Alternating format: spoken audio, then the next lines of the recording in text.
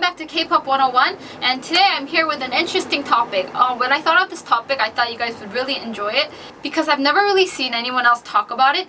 So I'm going to talk about scandals and Dispatch. I don't know if you guys know Dispatch, but Dispatch is a very famous Korean editorial, and they're really famous and well known for capturing scandals right from the beginning, right from the start. So yeah, I hope you guys enjoy this episode, and let's begin.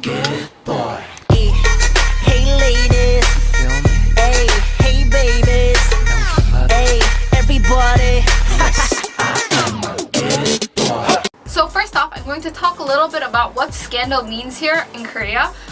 So in Korea, the scandals aren't as grandiose as in America or in Western cultures. Most scandals just revolve around idols a lot of the time, and idol members are usually very young, or other scandals include like girl group fights, like between themselves, someone leaving someone out or something like that, or entertainment companies having troubles or issues controlling their singers and artists. I don't know if you guys agree with me, but some people from Western societies may think that that's a lot milder compared to some of the scandals that happen overseas. Usually the scandals that happen in Korea are love related, so couples dating each other, entertainment companies and idol members and all that stuff.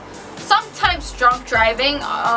I don't know, a lot of the time I see a lot of drunk driving happening like on the news and stuff when it comes to celebrities, and I think that's about it. So that's what scandal really means here. Nothing too dramatic most of the time, and stuff that pretty much dies down after a while. However, due to the fast internet speed that we have, information spreads really quickly, so when something does happen, people get to know it really fast. Like everyone knows everything by every day, like all the time. So I think that's the problem here, because sometimes information spreads without it even being certified is not the right word. People believe that it's the fact when it hasn't even been proved if it's correct or not, and I think that's the problem. That's the problem we have with scandals here. So now to categorize the scandals. Scandals can be divided into two different groups: publicized scandals and unpublicized. When I say publicized scandals, I mean scandals that are all over the internet, all over the news. Everyone knows about it. Dispatch is out there trying to grab like more information, and companies and the singers themselves or actors speak up about it. There are interviews going on, etc., etc. And usually Dispatch, what they do is they have writers or editors or photographers lurking near these celebrities that have possible issues, and they grab the news or take photos exactly when they need to take it. And this is something that a lot of Korean celebrities are really afraid of. Another thing, the other category, unpublicized K-pop scandals, are from rumor mill. Rumor mill usually comes from fans and fan groups where they find out about something from their idol group or their oppas or their 언nis, and what happens is, let's say I go to a fan meeting and I see my idol group member and he looks really upset, like he looks really sad. I start making stories like, oh my gosh, this is why he's upset, and start spreading, and it builds and builds, and suddenly, oh my gosh, he just broke up with his girlfriend. I don't know how it gets to that, but somehow they do that, and then they put all the puzzle pieces together, and there you have another rumor. And sometimes these rumors turn out to be true. Other times they usually turn out to be false. Sometimes you can't even find these after a while because the companies do a very good job in hiding them and restricting them from the boards and sites that these fans post on. But yeah, these are the two categories of scandals and rumors in Korea. Now the companies, when they usually find out about scandals, if they were intending on it, they're very calm, and if they know about it, they're really good in dealing with the problem. So they're very nonchalant. They're just like, oh, yeah, they have been dating, or yeah, this has happened, yeah, we have taken care of it. But on other cases, when they have no idea what's going on, they freak out and say, we don't know anything, oh my god, what's happening. And after a few hours, they're like, oh, we're gonna tell you guys what we know after a while, and then they sort things out and then say something. Companies do a great deal of trying to hide stuff if they can, especially companies that have a lot of power and money.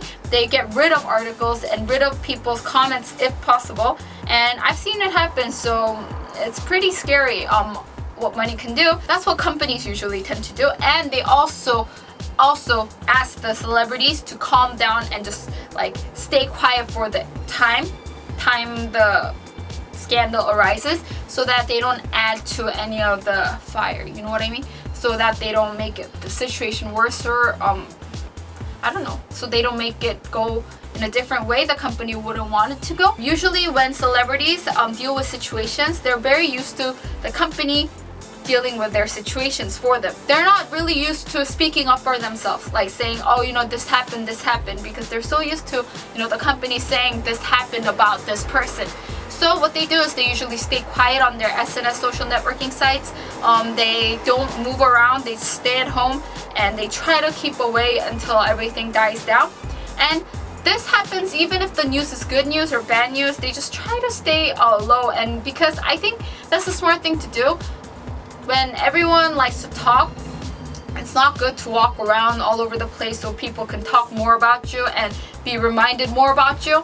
And yeah, that's what usually singers do, and celebrities do. Now let's talk about how the scandal culture here in Korea is changing. Compared to a long time ago, Korea has changed a lot, like immensely.